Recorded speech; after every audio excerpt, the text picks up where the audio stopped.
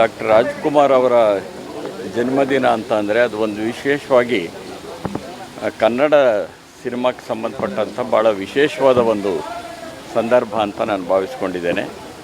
ಯಾಕೆ ಅಂತಂದರೆ ಡಾಕ್ಟರ್ ರಾಜ್ಕುಮಾರ್ ಅವರು ನಾಯಕರಾಗಿ ಬರದೇ ಹೋಗಿದ್ದಿದ್ರೆ ಕನ್ನಡ ಚಿತ್ರರಂಗ ಇಷ್ಟು ಅಭಿವೃದ್ಧಿಯನ್ನು ಹೊಂದ್ತಾ ಇರಲಿಲ್ಲ.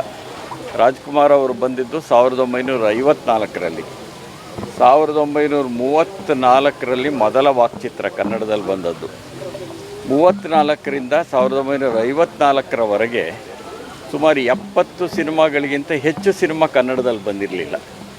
ಆದರೆ ಡಾಕ್ಟರ್ ರಾಜ್ಕುಮಾರ್ ಅವರು 1954ರಲ್ಲಿ ನಾಯಕ ನಟರಾಗಿ ಪ್ರವೇಶ ಮಾಡಿದ್ದಾದಮೇಲೆ ಕೇವಲ 14 ವರ್ಷದಲ್ಲಿ ರಾಜ್ಕುಮಾರ್ ಅವರು 100 ಸಿನಿಮಾಗಳನ್ನು ಪೂರೈಸಿದರು ಮತ್ತು 106 ಕನ್ನಡ ಸಿನಿಮಾಗಳು ಬಂದವು. ಇದರ ಅರ್ಥ ಏನಂದರೆ ರಾಜ್ಕುಮಾರ್ ಅನ್ನೋ ಹೆಸರು ಕನ್ನಡ ಚಿತ್ರಮಂದಿರ ಕನ್ನಡ ಸಿನಿಮಾಗಳಿಗೆ ನೋಡೋವಂಥ ಪ್ರೇಕ್ಷಕರನ್ನು ಕರ್ಕೊಂಡು ಬಂತು, ಕನ್ನಡ ಸಿನಿಮಾದ ಅಭಿವೃದ್ಧಿಗೆ ಕಾರಣ ಆಯಿತು ಅಂತ.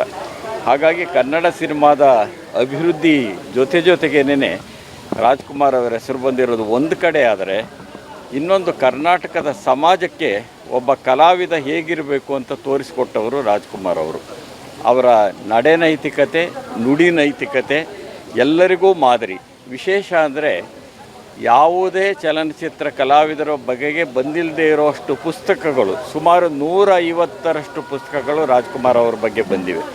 ಇದು ರಾಜ್ಕುಮಾರ್ ಅವರ ಹೆಗ್ಗಳಿಕೆ. ಅವರ ಜನ್ಮದಿನ ಇದೆಯಲ್ಲ, ಈ ಸಂದರ್ಭದಲ್ಲಿ ಅವರ ನೆನಪನ್ನು ಮಾಡಿಕೊಳ್ತಾ ಇಡೀ ಕನ್ನಡ ನಾಡಿಗೆ ಶುಭಾಶಯಗಳನ್ನು ಹೇಳೋಕ್ಕೆ ಇಷ್ಟಪಡ್ತೇನೆ. ಸ್ವಾದಿಷ್ಟತೆಯ ಸ್ವಾದ, ತಾಜಾತನದ ಆಹ್ಲಾದ, ಉತ್ತಮ ಆರೋಗ್ಯ ಮತ್ತು ಹೆಚ್ಚಿನ ರೋಗ ನಿರೋಧಕ ಶಕ್ತಿಯ ವೃದ್ಧಿಗೆ ಈಗ ನಿಮಗೆ ಸಿಗುತ್ತಿದೆ ಉತ್ತಮ ಗುಣಮಟ್ಟದ ಪೌಷ್ಟಿಕಾಂಶ Shri Vaidik millet health mix. ಇದು ಸಿರಿಧಾನ್ಯಗಳ ಸಂಪತ್ತು.